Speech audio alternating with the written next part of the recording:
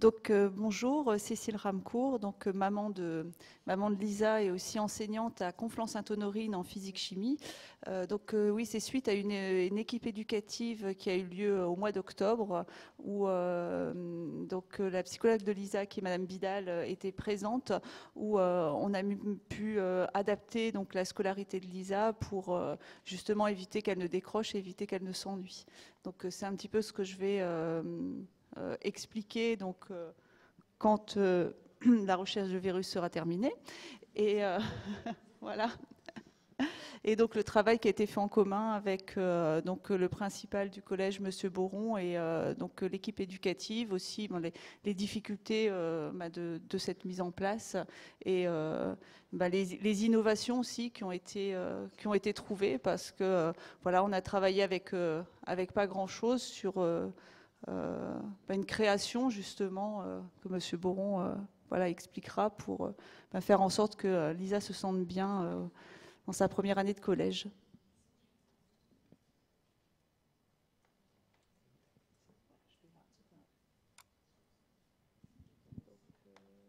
Non, c'est pas celle-ci, c'est celle-ci.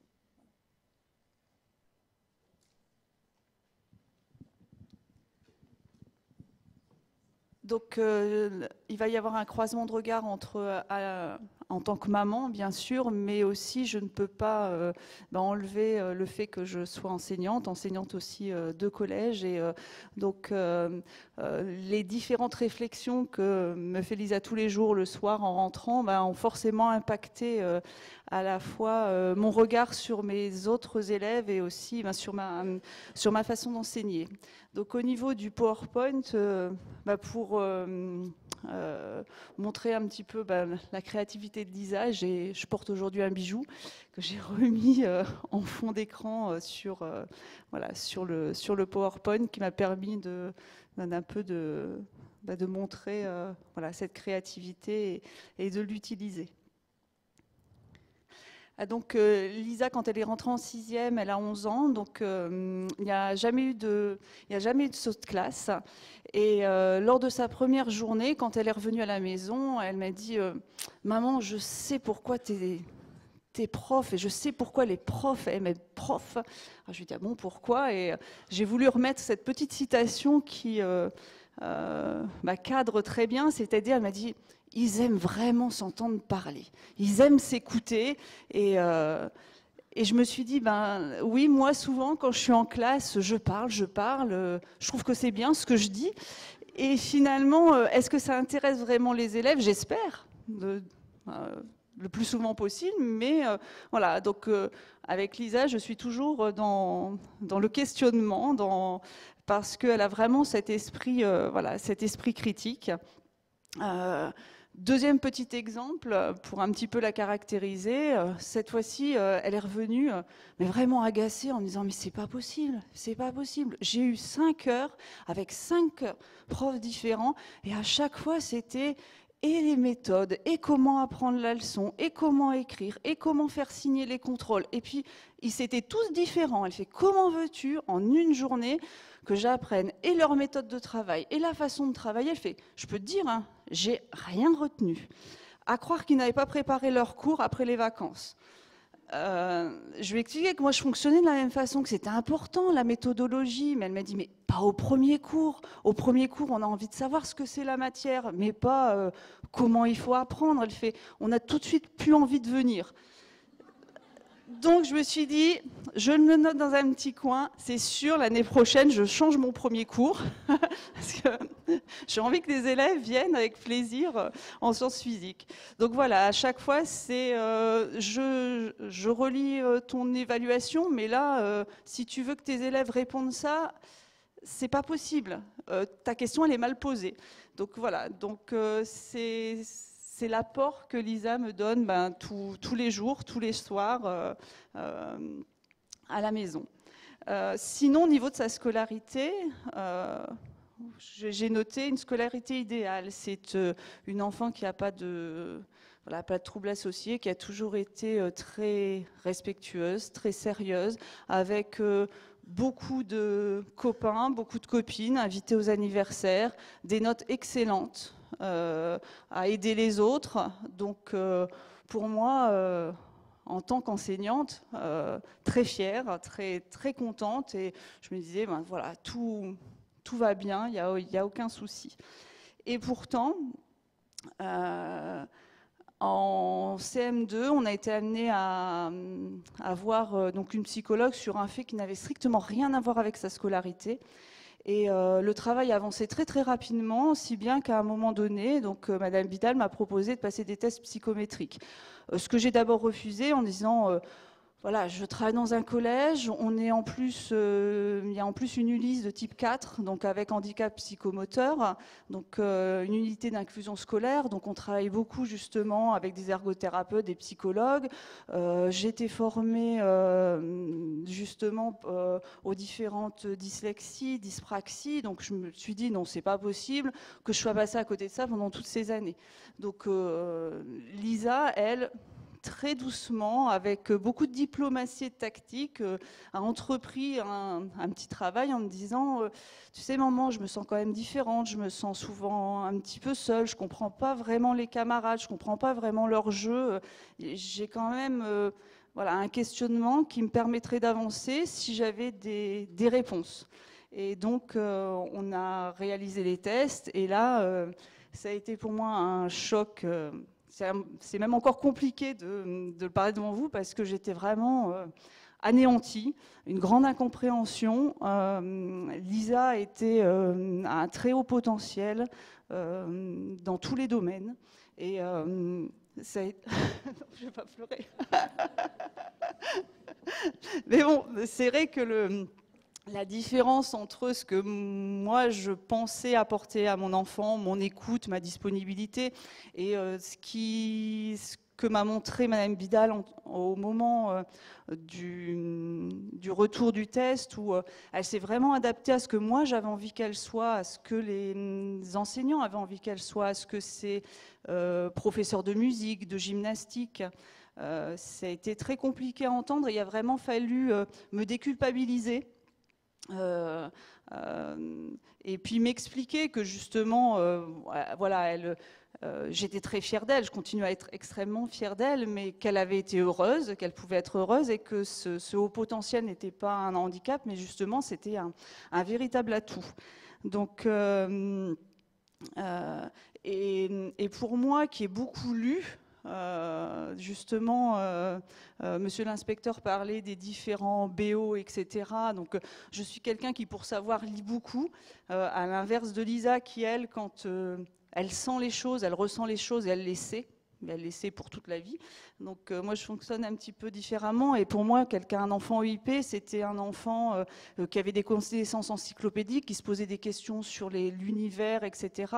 Et Lisa n'a jamais été ce type d'enfant qui voulait montrer qu'elle savait, qui voulait montrer qu'elle connaît des choses. Donc voilà, je tiens aussi à attirer votre attention sur le fait que parfois il y a des enfants, sûrement plus les filles que les garçons, qui voilà, qui ne montrent pas, qui cachent, qui font qu'elle est restée vraiment dans la norme. Jusqu'en CM2, ça a été, voilà, elle faisait vraiment tout ce qu'on attendait d'elle. J'ai beaucoup réfléchi, et j'ai aussi eu quand même un retour sur certains faits, notamment parler de la maternelle. Et Lisa, sa première journée de maternelle, ça a été une catastrophe, parce qu'elle est rentrée en maternelle très contente, mais quand je suis allée la chercher, la maîtresse m'a dit « Je n'ai jamais eu une enfant comme Lisa ». Elle n'a pas pleuré parce qu'elle était triste, mais elle était en colère. On a été à deux à la maîtriser.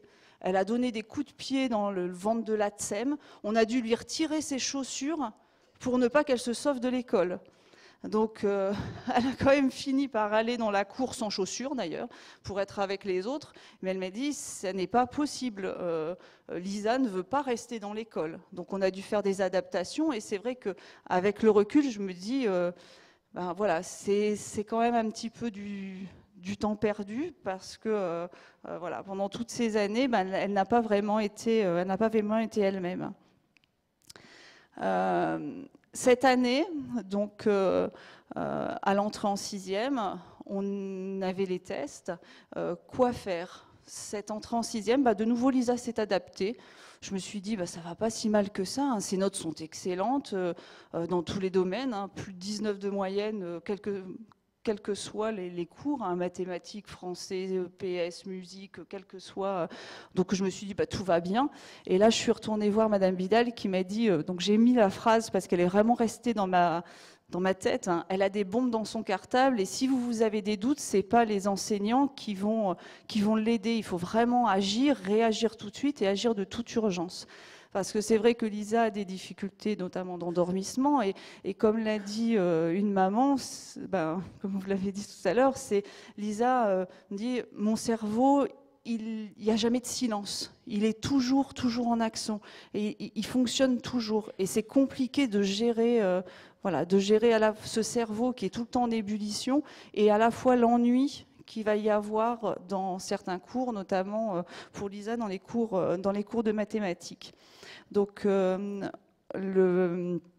travail justement que M. Bourron va vous présenter après, ça a été tout le travail au niveau de l'équipe éducative, avec une explication nécessaire, notamment Madame Vidal, quand elle est venue, le professeur de français lui a dit mais Lisa est toujours la dernière à finir ses devoirs et en plus son orthographe n'est quand même pas parfaite. Et voilà, elle a dû expliquer que Lisa était une enfant très perfectionniste. Si on lui donnait 3 heures pour faire une rédaction, elle prendrait 3 heures. Si on lui en donnait 12, elle prendrait 12 heures, etc. Et pour elle, elle n'a jamais terminé un devoir. Il lui arrive parfois, notamment en histoire géo, elle aime bien, pour comprendre le sens global, parce qu'elle n'a pas compris le sens global qu'elle va apprendre pour toute la vie, de refaire jusqu'à minuit, 1h du matin, ses cours d'histoire géo. Notamment, c'est ce qui est arrivé sur la Grèce antique ou la Rome antique. Sur la Grèce antique. Au niveau de ce qu'on a dit, c'est qu'en tant qu'enseignante, j'ai été extrêmement frileuse aussi pour aller voir l'équipe pédagogique de ma fille, parce que je voulais pas justement être l'enseignante entre guillemets qui se la joue en disant moi je sais, ma fille voilà, elle a été dépistée et puis il faut faire telle ou telle adaptation. Les adaptations, c'est difficile, c'est pas évident. Je sais que parfois on a énormément d'enfants. Pour Lisa, ces adaptations n'ont pas été très chronophages parce que elle a vraiment besoin de faire plusieurs choses en même temps. Pour écouter, pour avoir une écoute active, justement, elle écrit souvent dans un petit carnet. Alors ça peut être des dessins, ça peut être des romans, mais ça peut être aussi, une fois elle m'a dit, j'étais très en colère, j'ai griffonné la feuille à hauteur de ma colère et de mon ennui. Donc parfois elle revient avec des pages complètement crayonnées, complètement noires. C'est vrai que les exposés sont une manière de combler son ennui, des exercices, mais des exercices justement sous forme de défis. Et pour nous, le week-end, c'est souvent des visites, des expositions, du théâtre. Donc essayer de combler un petit peu cette envie d'aller un petit peu plus loin. Et elle a aussi un besoin qui est immense de décompresser. Alors la décompression, elle a un papa qui adore faire la bagarre et dès que ça va pas, voilà, c'est je joue et j'essaye d'enlever ce trop-plein notamment ce trop-plein de sensibilité et cette envie de bouger en permanence. Tout à l'heure, j'ai parlé de modification de mon enseignement grâce à Lisa, et ça, je pense que c'est quelque chose, monsieur, vous en avez parlé. Donc, je suis enseignante de physique-chimie de la 5e à la 3e, et j'ai mis en place progressivement, en plus de tout ce qu'on nous demande de faire, comme les tâches complexes, comme la résolution de problèmes, etc., des ateliers. Donc, au fond de ma classe, j'ai un atelier, donc, ce que j'appelle un coin des artistes. Donc, quand les élèves ont terminé une activité, donc certains peuvent aller travailler sur la créativité. Donc, ça peut être en 5e, on a fait un atelier à la façon, par exemple, d'André Kertész, où ils ont refait des photographies pour pour expliquer ce qu'étaient des lentilles convergentes. Il y a un atelier casse-tête, parce qu'ils adorent les casse-têtes, quels que soient les élèves, parce que ces adaptations sont vraies pour les enfants à haut potentiel, mais elles sont vraiment valables pour tous les autres enfants.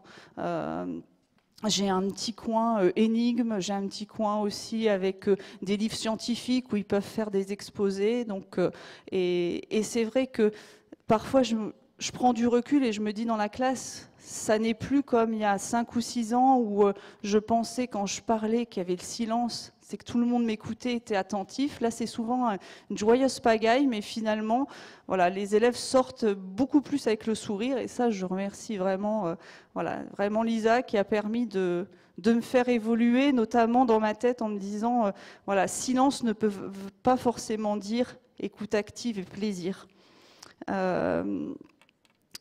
Au niveau, donc pour terminer, pour pas être trop longue justement, ce qui est important actuellement pour Lisa, c'est le fait d'avoir été entendue, qu'on ait entendu, que l'équipe pédagogique ait entendu sa différence. Et en tant que EIP et aussi fille, parce que je pense qu'il y a quand même une petite différence d'approche entre les filles et les garçons, ces adaptations, personne ne pourra les faire mieux qu'elle-même. Et actuellement, elle est libre de choisir sa façon d'apprendre. Elle ne souhaite pas du tout faire un saut de classe. Pourtant, moi je vois quand de temps en temps elle teste mes activités, elle est actuellement en 6e, elle fait très bien les activités de 3e sans aucun souci. En CM2, en fin de CM2, elle a fait le brevet des collèges de mathématiques, il n'y avait pas de problème. Mais il n'empêche qu'elle préfère approfondir, elle a des amis dans la classe avec qui elle souhaite continuer. Elle apprend actuellement l'espagnol parce que ses cousines sont en Espagne. Elle veut pas que elle reste des étrangères pour elle. Donc voilà, c'est des petites choses qu'elle fait en plus dans son parcours. Mais voilà, pour l'instant, elle se sent très bien dans sa classe d'âge, dans son collège. Et ça, je trouve ça extrêmement important voilà, comme témoignage de dire on arrive avec des moyens qui ne sont pas énormes, qui ne sont pas forcément très chronophages, à faire qu'elle puisse s'épanouir.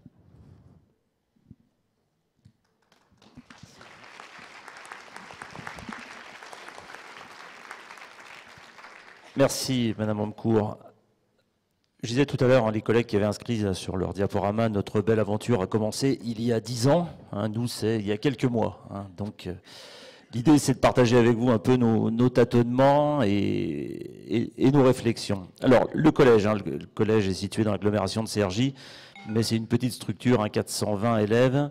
Ça, c'est important, avec une circulation de l'information qui est directe et facile entre tous les partenaires. La communauté éducative reste assez soudée. Vous le voyez, le fait que je sois là avec l'élève à côté de moi et Madame Ramcourt, on fonctionne dans un souci de transparence. C'est-à-dire qu'on peut aborder toutes les questions. Après, ça peut être oui, non, on a des moyens, pas de moyens, mais on essaie d'en discuter sur tous les sujets. L'établissement, bien sûr, est considéré comme privilégié. Donc, il y a une infirmière à mi-temps, pas de médecin scolaire depuis plusieurs années, pas d'assistante sociale. Donc il y a, pour rejoindre M. Fontaine là, tout à l'heure, tout ce que l'on fait ici, on le fait sans moyens, pourtant on arrive à le démarrer, à le faire. Alors, l'axe du projet d'établissement, c'est juste, vous pouvez avancer sur le nouveau projet d'établissement, dans un collège qui fait plus de entre 90 à 95% de résultats au brevet. 60% d'élèves qui sortent avec une mention. La plupart des élèves qui vont en seconde GT, l'idée, quand je suis arrivé, que j'ai discuté avec les enseignants et les parents d'élèves, a été de personnaliser les parcours, surtout dans l'axe 3 aussi, et le soutien des élèves à besoins éducatifs particuliers, parce qu'eux pouvaient être vite étouffés par la pression scolaire qui existe dans l'établissement. Et la réussite aussi d'un grand nombre d'élèves, donc ceux qui ne réussissent pas se retrouvent rapidement en difficulté. Donc ça, c'est un axe, l'axe 3, où on adapte l'offre éducative, on informe et on forme les équipes et les parents, et on fait mieux circuler les informations essentielles. Il y a 1 heure de la dotation de l'établissement qui va à un professeur coordinateur des PAI, par exemple. Hein. Ça lui permet de recevoir les familles, de formaliser les documents et d'échanger ensuite avec ses collègues en disant voilà ce que ressentent les parents au niveau pédagogique, en disant il y a des difficultés sur ces points-là, ces points-là. Donc voilà ce que nous faisons depuis 2 ans. Il y a l'idée aussi de parcours et de formaliser tous ces dispositifs, c'est-à-dire de rédiger des documents, que l'on puisse ensuite les retrouver dans le dossier de l'élève et qu'on puisse les partager. Hein, ça n'existait pas. Alors, les EIP au collège, l'état des lieux. Il y avait une question tout à l'heure hein, dans la salle. Moi, j'ai été sensibilisé à cette question il y a une quinzaine d'années, puisque j'enseignais en début de ma carrière au collège du Cèdre, au Vésinet, dans des classes hein, d'enfants précoces. Donc, quand je suis arrivé en 2011 dans l'établissement, j'ai posé la question à l'infirmière, que se passe-t-il ici au niveau des précoces, puisqu'elle elle intervient aussi au niveau du primaire. Elle me dit, bah rien, il n'y a aucune remontée. Alors les remontées, les premières listes d'élèves et les premiers conseils de classe, ce sont des élèves qui ont 1 an d'avance. On en a sur tous les niveaux, mais ce sont des élèves, comme vous l'avez décrit tout à l'heure, qui ne posent aucun problème. 1 an ou 2 ans d'avance, qui se fondent dans la masse. Aujourd'hui, on en a 7 ou 8, et on a la moitié d'élèves sans problème, et les autres avec des problèmes différents. Donc ça a commencé de remonter il y a 2 ans, avec des élèves qui sont arrivés par dérogation, puisqu'on reçoit 10 à 15 élèves de 6e par dérogation, qui sont attirés, les familles sont attirées par le collège, et des élèves qui arrivaient du privé hors contrat, donc ils étaient signalés comme précoces, mais quasiment avec aucun dossier scolaire, puisqu'on n'avait pas pu faire de liaison. On travaille très très bien avec les écoles et dans la circonscription, mais pour cela, quasiment on n'a pas de dossier, et pas de retour d'expérience. Et ensuite, depuis 2 ans, 3 élèves qui sont arrivés dans l'établissement pour des changements d'établissement, où l'inspection académique m'a demandé de les prendre, car il devenait urgent de les changer d'établissement. Alors l'alerte, même Ramcourt, hein, tout à l'heure, vous a expliqué hein, comment on avait initié l'alerte hein, dès le mois de septembre sur le mal-être de Lisa. Et c'est vrai que le mal-être ici, nous, alors, ils sont encore là, assurer le bien-être des élèves, nous y sommes très attachés, hein, puisqu'on a des élèves et surtout des filles hein, depuis plusieurs années, qui n'allaient pas bien dans l'établissement. Donc on s'est rencontrés, Madame Ramcourt a rencontré le professeur principal, et on a élaboré un petit peu une stratégie avec le professeur principal. Elle a informé ses collègues, et on a commencé à demander d'avoir davantage de bienveillance. Alors, tout ça dans un contexte un peu particulier, parce que la classe sont très nombreux, il y a 2 PPS, il y a 2 AVS dans la classe, et il y a des élèves aussi qui sont avec des troubles du comportement, qui viennent d'autres établissements, qui sont difficiles. Le point de vue des enseignants était très rapidement un très grand étonnement, puisque au regard de ce contexte particulier, Lisa n'avait aucun problème. Aucun problème, c'est une élève brillante, discrète, qui intervenait régulièrement. Donc on attachait, la focale était plutôt sur d'autres élèves dans la classe. Nous avons mis en place une équipe très rapide, une équipe éducative qui s'est tenue le 4 novembre. Hein, vous voyez, entre fin septembre, l'alerte de la famille, et le 4 novembre, la réunion, avec un très grand nombre de partenaires qui étaient présents. Et la conclusion hein, était que, sous l'autorité de l'enseignant, dans toutes les disciplines, il fallait faire confiance à l'élève. Hein, et ça, ce qui a été remis dans le document. Maintenir sa stimulation pour éviter le décrochage, en allégeant, en évitant les exercices, surtout de systématisation. Donc, la mise en place ensuite d'aménagements particuliers. Alors, quelles adaptations? Ça, c'était la première question aussi des enseignants. On a travaillé, il y avait un document qui est sur EduScol, hein, sur scolariser les EIP de septembre 2013. Donc les enseignants en ont pris connaissance, hein, pour ceux qui ne connaissaient pas. Mais très vite, il fallait d'autres perspectives pour se repérer par rapport au foisonnement des questionnements et des adaptations dans ce document. Il fallait personnaliser. Donc ça rejoint ce qui est évoqué tout à l'heure. Quels aménagements et dans quels documents? Alors, la famille avait demandé un PPRE. Nous ne sommes pas dans la difficulté scolaire ici. Et puis, on a réfléchi avec le professeur principal. Alors, tout simplement, hein, le tâtonnement s'est fait, on a regardé sur d'autres sites, dans d'autres académies, dans d'autres départements. Nous sommes partis ici sur un PAP. Alors, plan d'accompagnement personnalisé. Mais on a complètement occulté la partie médicale et on a simplifié le document pour le contractualiser, reprendre les éléments les plus importants sur les constats, sur les aménagements possibles à destination des enseignants. Donc ils ont été ici écrits. Hein, vous voyez, des choses toutes simples, hein, donner les devoirs en début d'heure pour permettre à Lisa de gérer son temps et de faire les exercices, proposer des défis, des challenges. Si le travail demandé est terminé, laisser Lisa écrire dans son carnet personnel. Lui proposer du travail sous forme d'exposé, elle peut être sollicitée pour aider un camarade. Donc voilà, des choses simples, toujours sur l'autorité et à l'appréciation de l'enseignant. L'objectif, bien sûr, était de lutter contre le décrochage, surtout en début de sixième. Le document a été signé au mois de décembre avec la famille, mais c'est vrai qu'on a pu partager sur la pertinence du document très rapidement, parce que j'avais rencontré M. Delamarre à une réunion de bassin, et puis échanger. Donc, vous voyez, on rejoint la question dans un autre contexte tout à l'heure, hein, entre PPRE, PAP. Donc, nous sommes en attente du document officiel bientôt, mais ce qui n'empêche pas d'essayer de d'écrire et de le faire soi-même hein, dans l'établissement. Alors, vers une généralisation du dispositif ou de la démarche. Alors, il y a des effets positifs hein, dans l'établissement. Alors, bien sûr, tout n'est pas appliqué tous les jours et systématiquement pour tous les élèves. C'est pour ça que je pensais plutôt aux généralisations ici de la démarche, hein, c'est-à-dire l'écoute, le repérage, les investigations qui sont partagées entre tous les partenaires et surtout sans exclure de pistes. Donc, et d'avoir une réflexion dans la construction du parcours. Par exemple, on a un élève là, de 4e qui est arrivé chez nous en tout début d'année, qui arrivait du privé, qu'on ne connaissait pas. Et puis, ce qui est remonté dans les bulletins et au conseil de classe, on a pu rapidement partager. En ce moment, on est en train de dialoguer avec la famille pour qu'il y ait justement éventuellement un dépistage, mais d'explorer vraiment toutes les pistes. Et ça, c'est un changement de perspective important. Hein, plutôt que de faire un constat au bout de 2 ans, négatif. Un bulletin ici que j'ai mis Bon, on voit rien. Donc, on ne voit rien. C'est un bulletin un élève qui a un an d'avance en 3e. C'est un élève qui nous est arrivé l'année dernière au mois de janvier. Il est arrivé donc en milieu de 4e. Il n'allait plus au collège. Il était frappé dans son collège. La famille a déposé plainte. Et comme il n'allait plus en cours, hein, on a pu discuter donc avec l'inspection académique et il est venu dans notre établissement. Donc il a donc des difficultés importantes, hein, un mal-être important. Donc on a pu démarrer et discuter. Et ça c'est son bulletin du premier trimestre. Donc il y a toujours un constat hein, qui est avec des difficultés, mais l'élève déjà va beaucoup mieux. Hein, il est présent au collège tous les jours, il a des camarades, il rend des devoirs, il participe.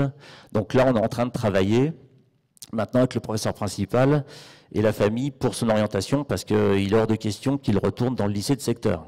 Hein, il faut travailler sur son parcours et sur son orientation, parce qu'il va retrouver les anciens camarades. Et là, c'est la rupture et l'échec annoncé.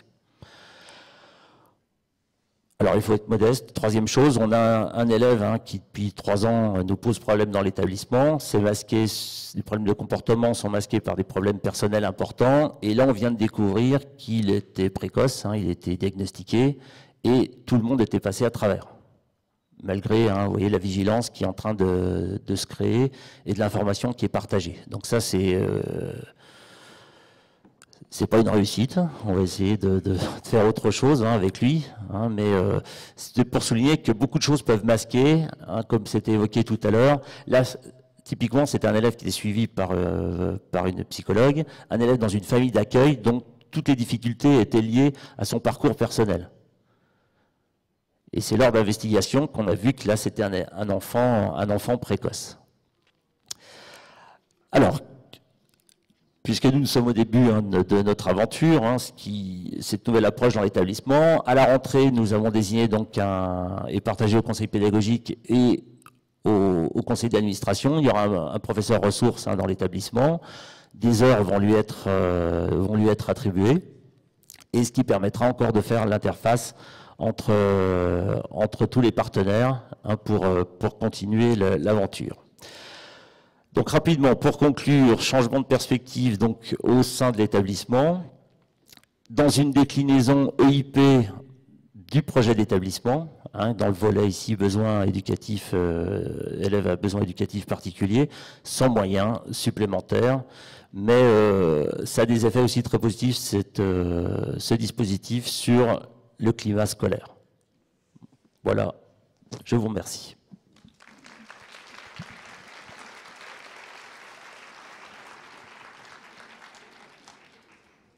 Je voulais simplement rajouter une chose. Lisa a pris comme option en 6e, il y a une option patrimoine et jardin, donc qui est faite en collaboration avec 3 enseignants, une enseignante donc de SVT, l'enseignante de français, une enseignante d'histoire-géographie, où ils travaillent donc sous forme d'exposé. Ils vont faire de nombreuses visites.